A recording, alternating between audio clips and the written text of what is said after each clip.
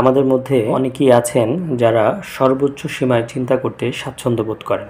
অর্থাৎ তাদের দৃষ্টিতে কোনো একজন মানুষ সে সর্বোচ্চ সীমায় ভালো মানুষ অথবা সর্বোচ্চ সীমায় সে খারাপ মানুষ। যেমন ধরুন কেউ একজন কোনো একটা ভালো আচরণ করলো অথবা তাকে কোনো সহযোগিতা করলো অথবা তার মতো করে আচরণ করলো, তখন তিনি মনে করেন যে সে সর্বোচ্চ সীমায় ভালো মানুষ।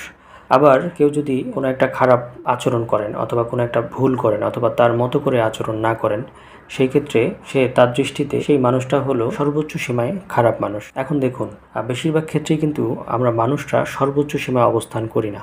আমি যার সম্পর্কে মনে করছি যে ওই মানুষটা সর্বোচ্চ সীমায় ভালো মানুষ, তার মধ্যে অনেক খারাপ গুণ থাকতে পারে, তার মধ্যে অনেক খারাপ দিক থাকতে পারে।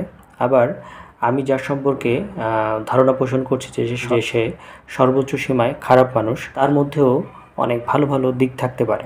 তো এই জন্য আমাদের দৃষ্টিভঙ্গিটা চেঞ্জ করতে হবে। পাশাপাশি আমাদের মধ্যে অনেকে এই ধারণা পোষণ করেন যে কোনো একটা কাজ যদি পরিপূর্ণভাবে সফল না হয়, তাহলে আমরা মনে করি যে সেই কাজটা পুরোপুরিভাবে ব্যর্থ হয়েছে। দেখুন, আমরা সবসময় আসলে 100% সফল হব না। আমাদের কাজটা হয়তো 60% সাকসেসফুল হয়েছে অথবা 70% সাকসেসফুল হয়েছে, সেই দৃষ্টিভঙ্গিটা আমাকে রাখতে হবে।